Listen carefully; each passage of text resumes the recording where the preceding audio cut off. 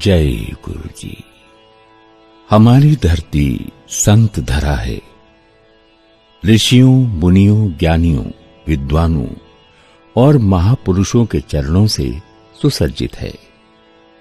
सदियों से ये धरा पावन धरा कहलाई गई है।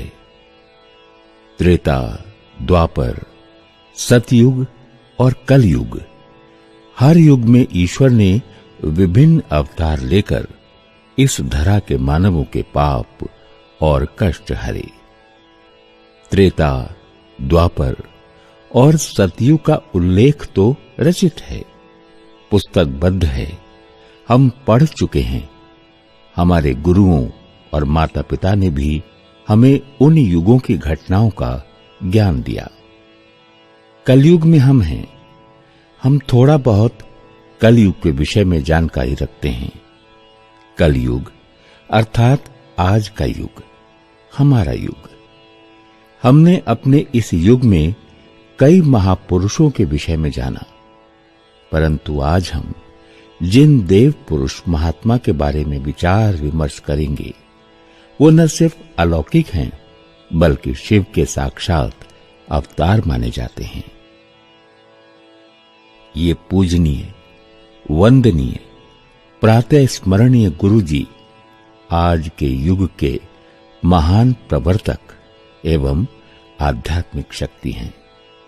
जलंधर पंजाब के मलेर कोटला के निकट डुगरी गांव में 7 जुलाई 1952 को माता सुरजीत कौर और पिता मस्त राम जी का ये पुत्र कालांतर में देव पुरुष बन जाएगा, शायद समय को भी पता न था। गुरु जी के बचपन के स्कूल व कॉलेज के साथी व अध्यापक अनेक घटनाएं सुनाते हैं। ये वो घटनाएं हैं जो उनकी दिव्य शक्तियों की परिचायक हैं। समय चलता गया, गुरु जी की आध्यात्मिक यात्रा भी बढ़ती रही। प्रभु की अनन्य कृपा उन पर हो गई और वो हम में से एक होकर भी प्रभुमय हो गए। उनकी ईश भक्ति की रीत सबसे अलग और निराली है। गुरुजी कोई प्रवचन नहीं देते थे। व्यक्तिगत रूप से बात करते हुए साधारण वाक्यों में संकेत देते, जिसका अर्थ उचित समय पर कभी कभी कई वर्षों बाद समझ में आया, लेकिन उनको समझना हमारी क्षमता में नहीं। वो अक्सर कहा करते थे, अपना दिमाग यानी लॉजिक, प्रश्नों की झड़ी और अपना अहम यानी सामाजिक व व्यवसायिक स्तर की सोच अर्थात अहंकार जूतियों के साथ बाहर छोड़कर आया करो। कौन कहेगा ऐसी विद्वतापूर्ण बात? वही महापुरुष कह सकता है जो स्वयं ईश्वर का प्रतिनिधित्व करता हो। और फिर हमारे गुरुजी तो साक्षात ईश्वर स्वरूप हैं। भारतीय संस्कृति में गुरु को ईश्वर से ऊंचा स्थान मिला है। अब हमारे सबके मन में एक प्रश्न उठ रहा होगा, गुरु किसे कहते हैं? गुरु क्या होते हैं? इसकी शाब्दिक परिभाषा हमें उस अतुलनीय अनुभूति व अलौकिक आनंद से बहुत दूर रखती है जिसे हमने गुरु जी की शरण व सानिध्य में बहुत गहराई से अनुभव किया। उनके प्रेम में स्व को निरंतर भिगोया है और सहभक्तों को भीगते देखा है। ऐसे गुरु और कहां जो ये कहें, चंगा यानी अच्छा जीवन जियो, कोई रोक टोक नहीं, कोई नियम कानून नहीं, कुछ भी खाइए, कुछ भी पहनिए, आनंद से रहिए, परंतु चंगा इंसान बनो। हां, गुरुजी ये अवश्य कहते, अपनी सोच बदलो, पॉजिटिव सोचो, यानी सकारात्मक विचारधारा रखो। परिवार और पारिवारिक जिम्मेदारियों को गुरुजी विशेष महत्व देते हैं। वो हमेशा सपरिवार सत्संग में आने को कहते।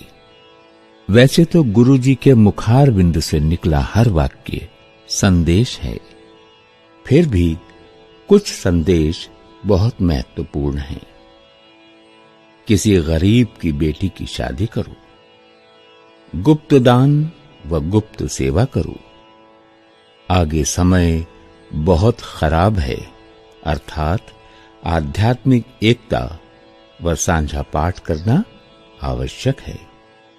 किसी को गाली मत दो, चुगली नहीं करनी, किसी को दोष न दो, किसी की निंदा मत करो। जब भी कोई इंसान प्रार्थना करता है या किसी मंत्र का जाप करता है तो एक शक्ति का आह्वान करता है ताकि वो शक्ति उनकी प्रार्थनाओं को स्वीकारे व इच्छाओं की पूर्ति करे। इसके लिए ये आवश्यक है कि मंत्र या प्रार्थना बहुत स्वच्छ हो, उच्चारण दोषहीन व स्वर एकदम सही हो, वरना शक्ति यानी ऊर्जा जागृत नहीं होती। लेकिन हमारे उच्चारण व स्वर दोषहीन नहीं होते, अतः हमारी प्रार्थनाएं अस्वीकृत रह जाती हैं। यहां गुरु की आवश्यकता होती है। गुरु अपने भक्तों की दोषपूर्ण प्रार्थनाओं को स्वीकार कर उन्हें सही बनाकर परम शक्ति को अर्पण करते हैं ताकि वो स्वीकार हों। गुरु जी के शब्द हैं, शक्ति को जागृत करने के लिए मंत्र को गणित के सवाल की तरह होना है, एकदम सही। उसमें समझौते की गुंजाइश नहीं होती। हमारे गुरु जी का जाप है, ओम नमः शिवाय, शिव जी सदा सहाय। ओम नमः शिवाय, गुरु जी सदा सहाय। गुरु जी का शब्द सुनकर कहीं ये न सोचें कि लंबी दाढ़ी वाले भगवा वस्त्र वाले गुरु जी रहे होंगे। भक्त समूह के सामने गद्दी पर सत्संग में बैठना होता तो गुरु जी शानदार सिल्क का लंबा कुर्ता व धोती पहनते थे। गुरु जी ने कभी भी किसी को बलपूर्वक भक्ति और अध्यात्म की ओर नहीं मोड़ा। वो तो कहते हैं, आनंद से जियो, मन को मारो मत, खुलकर जियो। हां, एक बात जरूर कहते थे जो हमें उनके आदेश की तरह माननी चाहिए। गुरु जी का कहना है, शिव पुराण रोज पढ़ना चाहिए। शिव की अदम्य शक्ति का अनुमान था गुरु जी को। गुरु जी में ही शिव, गुरु जी में ही शिव शक्ति, शिव भक्ति। धन्य है वो भक्त जिन्होंने गुरु जी के साक्षात दर्शन किए। हम उनकी छवि देखकर ही उनकी आध्यात्मिक शक्ति का अंदाजा लगा सकते हैं। आप ध्यान से कुछ पल के लिए गुरु जी की छवि को निहारिए। उनके मुखमंडल पर आभा, कांति, शांति और ईश्वरीय प्रकाश नजर आएगा। उनकी आंखों में जीवन का सुख दृष्टिगोचर होता है। उनकी मधुर मुस्कान तनाव मुक्त कर देती है। गुरु जी संपन्नता, वैभव, सुख, समृद्धि, रिद्धि, सिद्धि और वृद्धि के देने वाले हैं। उनका सत्संग हमें पूर्णता की ओर ले जाता है। संगत से सुख मिलता है। गुरुजी एक समय एक से अधिक स्थानों पर दर्शन देते। अमुक दिन दिल्ली में बैठे संगत में हम उन्हें निहार रहे होते तो उसी घड़ी पल वो किसी अन्य स्थान पर किसी भक्त के घर पर उनकी समस्या का निदान करने के लिए उपस्थित होते। चंडीगढ़ से आए एक श्रद्धालु परिवार से बातचीत के दौरान हमने ये समझा, ऐसा तो अक्सर होता है कि गुरुजी दिल्ली में हैं, लेकिन उनकी सुगंध देश विदेश में बैठे श्रद्धालुओं को यकायक मिल जाती। गुरुजी की प्रत्येक कुंडलिनी से अलग अलग सुगंध निकलती थी, कहीं गुलाबों की खुशबू तो कहीं चंदन की सुगंध। आज भी इसी सुगंध से गुरुजी अपने भक्तों को यकायक भाव विभोर कर दिया करते हैं, शक्ति देते हैं, मार्गदर्शन करते हैं, पथ भ्रष्ट होने से बचाते हैं। सैकड़ों श्रद्धालुओं से खचाखच भरे मंदिर के हॉल में अचानक एक तेज झोंका उस जानी पहचानी खुशबू का आता है, जिसे पाकर श्रद्धालुओं की आंखें सजल हो उठती हैं। यह खुशबू साथ साथ बैठे दो व्यक्तियों को आए ऐसा आवश्यक नहीं, कभी किसी एक को, लेकिन बगल में बैठे दूसरे को नहीं। आशीर्वाद देने हेतु गुरुजी भक्तों से कहते, मेरे हाथ दबा या पांव दबा। इस क्रिया के दौरान भक्त तो उस पार पहुंच जाता, शरीर हवा सा हल्का व रोमांचित हो जाता और हाथ व कपड़े सुगंध से भर जाते। लंगर प्रसाद पाकर घर जाएं तो परिवारजन को उस दिन भक्त के कपड़ों से वो सुगंध मिलती। अगले दिन प्रातः उठें तो भी हाथ में वो खुशबू बसी हुई मिलती। आज भी यह खुशबू हमें कहीं भी कभी भी अनायास ही रोमांचित कर देती है। गुरुजी अक्सर कहा करते, जा तेरा कल्याण कीता। यहां कल्याण का अर्थ बहुत गहरा होता है, जो शायद हमारी बुद्धि के, हमारी समझ के परे होता है। अनेक और अनगिनत घटनाएं हैं गुरुजी के विषय में। दिखते थे साधारण, किंतु थे असाधारण। उनमें ईश्वर की अतुलनीय शक्ति का समावेश था। वो गुरु भी हैं और गोविंद भी। उनके सभी भक्त उनके कथनानुसार समृद्ध, धनाढ्य, मध्य वर्गीय और श्रद्धा में डूबे हुए। गुरुजी के 3 तीर्थ स्थान हैं। बड़ा मंदिर छतरपुर भाटी माइंस, दूसरा मंदिर 300 डिफेंस कॉलोनी जलंधर और तीसरा मंदिर डुगरी मंदिर मलेर कोटला खन्ना रोड। गुरुजी के यहां 5 मुख्य पर्व हैं। महाशिवरात्रि, बैसाखी, गुरुजी का जन्म दिवस 7 जुलाई, गुरु पूर्णिमा दिवस और नए वर्ष का आगमन 31 दिसंबर की रात। ये 5 त्योहार बड़े मंदिर में बड़े उत्साह और हर्ष के साथ मनाए जाते हैं। अब ये संसार है, जो आता है वो जाएगा, लेकिन ऐसे महापुरुष हमारा मार्गदर्शन करके हमें जीवन की नई शैली, नई दिशा देकर संसार तज जाते हैं। 31 मई 2007 को गुरुजी ने महासमाधि ले ली। उनके शरीर छोड़ने के बाद संगत की संख्या में उत्तरोत्तर वृद्धि हुई। मानव शरीर छोड़ने के बाद से वो हम सबको अपनी उपस्थिति का एहसास करवाते हैं, प्रमाण व संकेत देते रहते हैं कि मैं तुम्हारे साथ हूं। उनकी महासमाधि के उपरांत संगत में कई गुना वृद्धि हुई है। शिवरात्रि, बैसाखी, गुरुजी के जन्म दिवस 7 जुलाई, गुरु पूर्णिमा व नववर्ष संध्या पर होने वाले विशेष आयोजनों में मीलों तक बढ़ते श्रद्धालुओं की कतारें हमें गुरु जी के शब्दों की याद दिलाती हैं।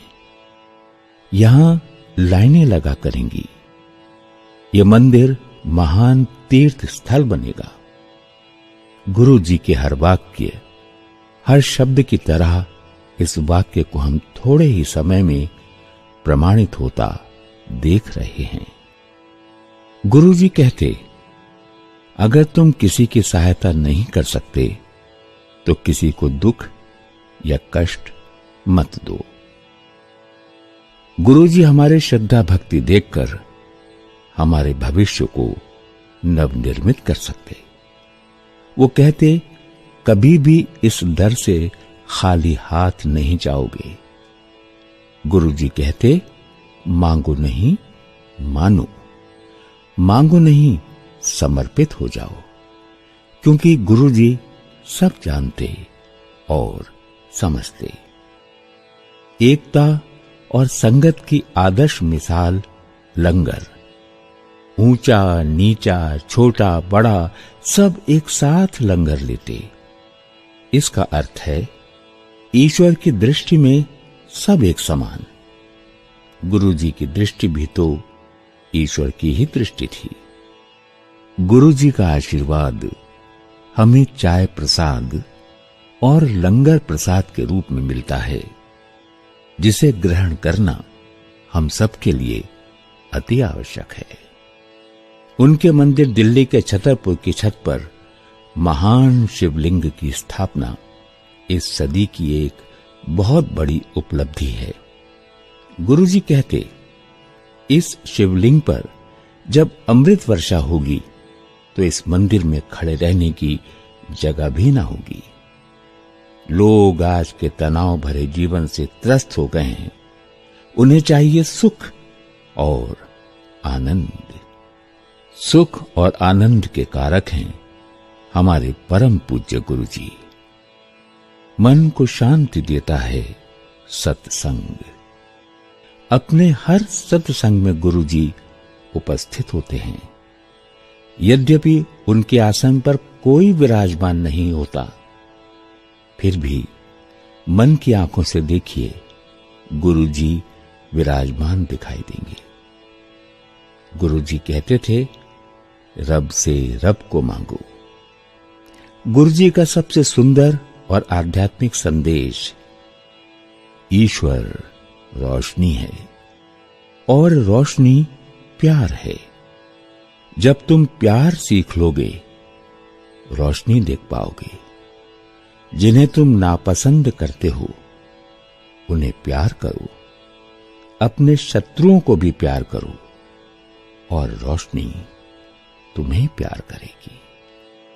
हमारे गुरु जी की कोई गद्दी प्रथा नहीं है। उनका कहना है, पहले भी मैं था, आज भी मैं हूं, आगे भी मैं ही रहूंगा। हम सब बहुत भाग्यशाली हैं जो हमने इस जन्म में उनका सानिध्य प्राप्त किया। उनके उपदेशों को जीवन में उतारें। प्रतिदिन शिव पुराण पढ़ें, सत्कर्म की ओर झुकें। सत्संग में नियमित उपस्थित रहकर गुरु जी का आशीष पाएं और जीवन को सफल, सुंदर और उपयोगी बनाएं। जय गुरु जी।